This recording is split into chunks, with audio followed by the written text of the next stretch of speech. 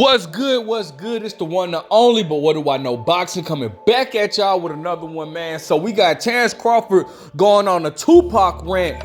All eyes on me, bro. I mean, he's going in on he's going in like he was recently on vacation. I know he was out of the country with his wife, and now he's back.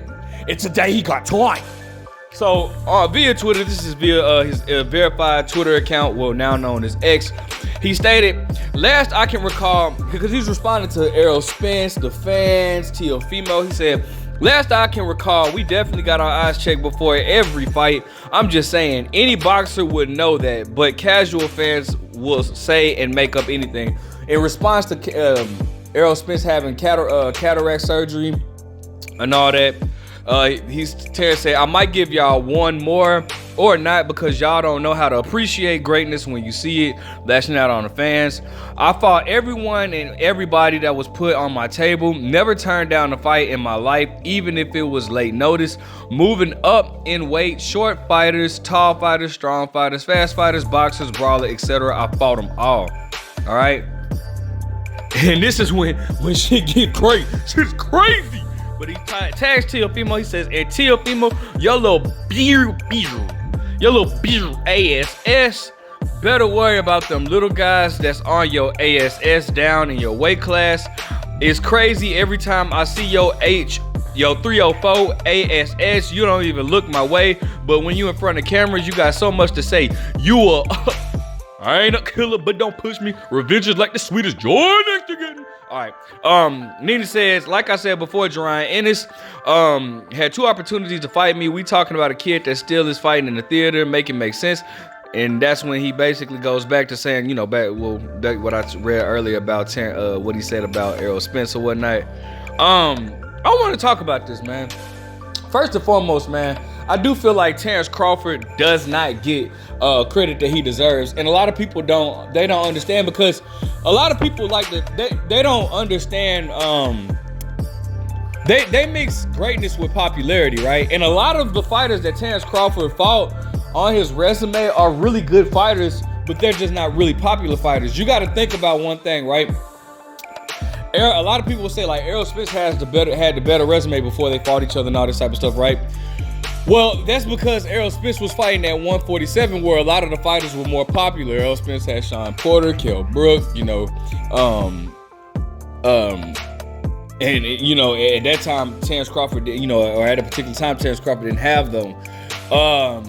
But Errol Spence, but Terence Crawford actually has a very good resume, and like fighters that very good fighters that he didn't like, bro. He beat Julius Ndongo. Now, I don't think Julius Ndongo is a top world-class fighter, but he was unified. You have to give Terence Crawford credit for that. One fighter that Terence Crawford beat that I really wish he would get more credit on was Felix Diaz. Felix Diaz was a very good boxer, but I don't know what his career he just went ghost. I gotta actually look him up just to see what the heck he's been up to. But Felix Diaz is another good fighter. From Ricky Burns, take Bradis Prescott. Gosh, forget Bradis Prescott. This was before Bradis Prescott went on this whole losing streak, man. Bradis Prescott knocking out Amir Khan in one round. In one round, you know what I'm saying? Ricky Burns, another former champion. You know, like, bro, Terence Crawford has a slept-on resume, bro. Thomas Delorme. These are all. I would say this up until he got to 147. His resume was a solid B. Now it's at an A level. He got you know, and he got Sean Porter. And like the thing I didn't like about what Teofimo was saying, because Teofimo was trying to discredit Terence Crawford by saying all the guys that he fought at 147 were injured, bro. He fought Sean Porter. Sean Porter had never been stopped and has given everybody a tough fight. Now, don't get it twisted. Sean Porter did give Terence Crawford a good fight up until the stoppage, and I don't believe that Sean Porter should have even been. I don't believe that Kenny Porter should have stopped the fight. Sean Porter wasn't like wobbled or dazed. He was clipped. He was just, you know, he got dropped twice or whatnot. Kenny Porter said, forget it. But bro, Sean Porter, Kell Brook at the time, yes, granted, I do understand, like, Kell Brook, had 2 broken eye sockets, but at the end of the day, bro, he's still a big name, and he signed a contract. What is Terence Crawford supposed to do? You know what I'm saying? Terence Crawford was called at 140, before moving up, he was calling out Keith Thurman. Keith Thurman was the one saying, well, Terence Crawford needs to fight a true welterweight before fighting me. But that was the same Keith Thurman that had no problem saying, I would love to introduce Danny Garcia to the welterweight division. So, like, bro, you can't, man, bro.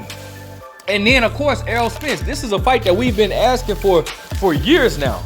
And he got in there. Now, granted, do I feel like Errol was at his best? No. But I can't take nothing away from Terence Crawford because, bro, at the end of the day, for one, we asked for that fight. For two, Errol Spence signed a contract. What is Terence Crawford supposed to do? His job. And he did that. And did it very good. So, like, nah, bro, like, you can't.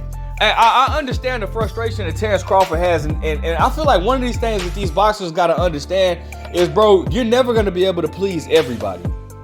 That's just point blank and period. You're not going to ever be able to please everybody. And that's what I be trying to tell the Canelo fans. You got to understand, when you're at a certain plateau, the whole point is to figure out, because you become so good, the point is to try to figure out, okay, well, who could possibly beat? And that's what the world is trying to figure out right now. Who the hell could possibly beat Terence Crawford? I just feel like fighters shouldn't take that offensive, bro, and just pay it no never mind. For example, bro, Terence Crawford beat Errol Spence. That was the fight that we've been asking for since 2018, right? Now, what's the first thing they do? Well, the IBF has waste no time at all to strip Terence Crawford, which to me was not fair. The man had the IBF title for like 2 months and they stripped him. That was just beyond crazy, right? I wish the WBC had that. I wish the WBC had that energy with. Well, we ain't gotta go there. But anyways, Terence Crawford beats Errol Spence, and the first thing we do is the first thing a lot of fans do is, let's see him fight Jerron Boots Ennis. Now, I'm one that's always gonna say, and granted, I was going for Errol Spence in that fight, but I was one to always say, bro, if Terence Crawford chooses not to fight Jerron Ennis, I don't feel like that's a duck, because in Terence Crawford's situations, like, bro, Jerron Boots Ennis, he offers nothing to Terence Crawford right now. Terence Crawford stated that he's only looking for big fights at this point, and Jerron Ennis is a great fighter, but he offers nothing to Terence Crawford's legacy. With or without Jerron Boots Ennis, Terence Crawford is going down in the Hall of Fame, and he has already made history. So I didn't blame Terence Crawford for taking that, not taking that fight. It is what it is. But at the same time, it's like, bro, you have to understand, like, fighters, you guys got to stop taking these fans so serious and understand that this is not anything personal. This is just what boxing is about, what boxing does, what boxing fans do. When you beat one fighter, it's like, okay, cool. Now we want to see the world doesn't stop. It's not gonna stop just because you beat any fighter. I don't care how long or how long we've been asking for a fight. Floyd Mayweather versus Manny Pacquiao, prime example. We've been asking for that fight. That's the biggest fight in boxing history. The moment after May 2nd, 2015, after Floyd beat Pacquiao, one of the first things people was doing was say, hey, who's Floyd fighting next? Is Floyd gonna fight Keith Thurman next? And all this type of stuff. So, I don't fighters, like, they shouldn't take it personal. Canelo fans, I see the Canelo fanboys, they do that the most. The moment you ask Canelo to fight, like, we want to see him fight David Benavidez. Man, he beat this person, he beat that person. Man, why does he have to fight David Benavidez? Because he's undisputed in that weight class and he's still a champion and he's still competing. As long as he's still competing, we want to see him compete against the highest level. Until he stops competing, you don't see anybody asking Floyd Mayweather anymore, hey, we want to see Floyd Mayweather fight Terence Crawford right now, because we see that Floyd Mayweather is no longer competing at the highest level. He's not even competing in a sanctioned bout. So as long as Canelo competes, we want to see him against the top level. He has all the belts. So, I just feel like they shouldn't take it that offensive, and they really shouldn't even be getting into it, man. As far as Teofimo, man, Terence Crawford has nothing. Bro, dismiss that dude, all right? Teofimo has nothing on Terence Crawford, all right? Let me know what you guys think. Make sure you guys like, comment, subscribe, but what do I know?